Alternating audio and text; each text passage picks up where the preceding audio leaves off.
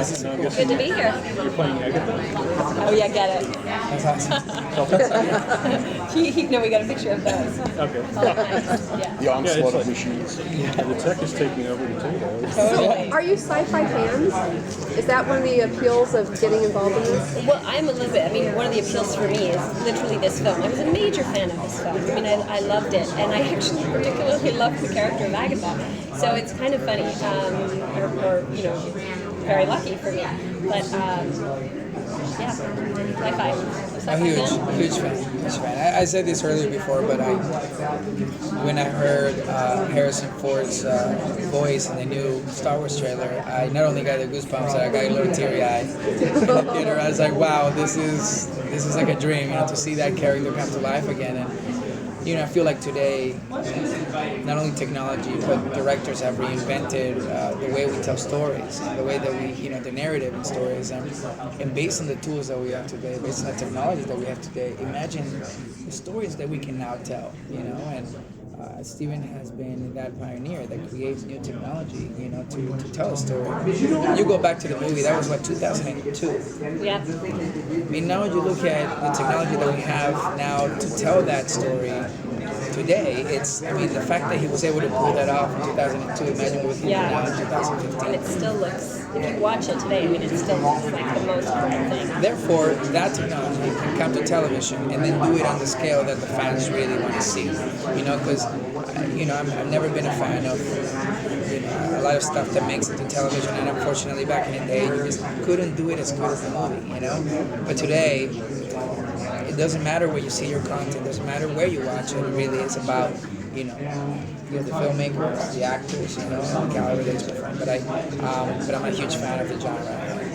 What a great way to say it. To have Steven Spielberg as an executive producer. It sort of opens some doors, you know, a little. Just a little. Agatha was more prominent than the twins in the story, the original film. But from that original film, what do you take, not necessarily in terms of what was performed, but out of the tone or out of the feel? To what extent does that inform your performances? I think the tone and feel is, there's some continuity into the series because we have the, you know, when they went outside, like to the house that was where Tom Cruise's wife lived, it was more like a lush green landscape, and yet the city had kind of like more dark and threatening elements. And that's really, there's the continuity in that.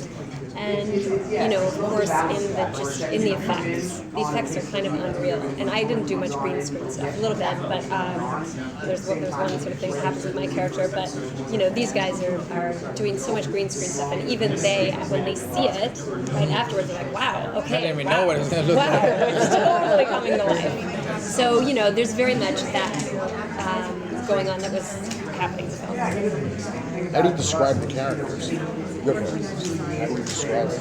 And could I ask you to speak up a little bit? Oh yeah, sure. How to describe my character? Yeah. My character is very complicated. She had a very strange history that she shares with Dash, and she basically was a drug baby, was sort of a non-functioning human. Then they sort of were able to fix her, but she had this accidental gift that she's psychic. So when they realized this, then she was basically put into service. She was exploited. And from a very young age, she was, as you remember from the film, lying in that milk bath, you know, sedated and subject to these haunting, horrible visions. So that's her history. At the end of the film, pre-crime is dismantled, and here we are 10 years later. I think at this point, at the beginning of our series, my character has chosen to remove herself from that world and really ignore it, because isolation for her is a form of just maintaining her own sanity. But if she were to be thrust back into that world, which she may well, I think she's open to she could really go many different directions. She could be someone who, because she doesn't trust anyone, she becomes more calculating herself. Or maybe she acts out on her bitterness, I don't know, or maybe she does take a more benign approach, I'm not sure. So where she goes from here is a great journey for me. And I play Lieutenant Will Blake. You know, I'm currently Laura Vega's boss. We may may have not had something in the past or not, and therefore it makes it for a very unique dynamic between Vega and Blade.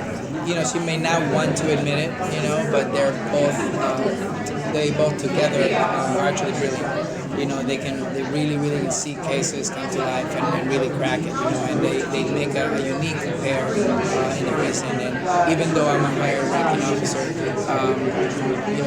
she's someone that I not only respect, but I feel like there is something really special in her. I am more about the book, right? I believe in the program, I believe in the system, I believe in the law, and therefore he's climbing up the ladder fairly quickly because he's the kind of the overachiever,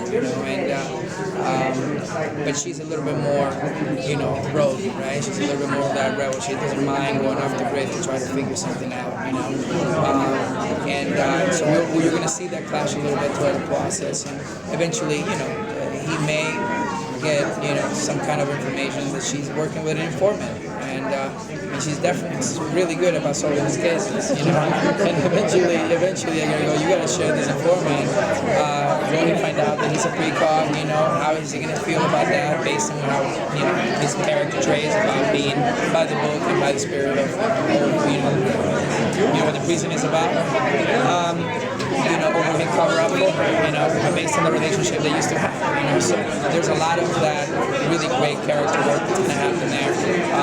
But what's also really exciting about the show is that we're going to be solving crimes that we could never imagine being pulled off today. We're going to be solving crimes that are inspired by technology that doesn't exist, that probably is going to assist the crime world, on a different level. And I think that also makes it for a unique race to justice. How do we evolve faster than the technology that's assisting our crimes?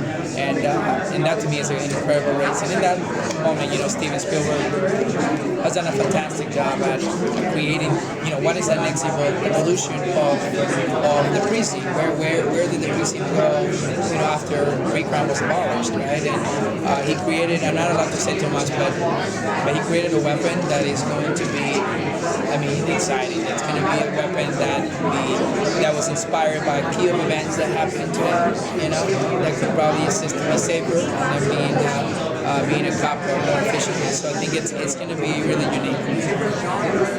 Can't wait to see it. Thank you very much. Yeah. Us too, by the way.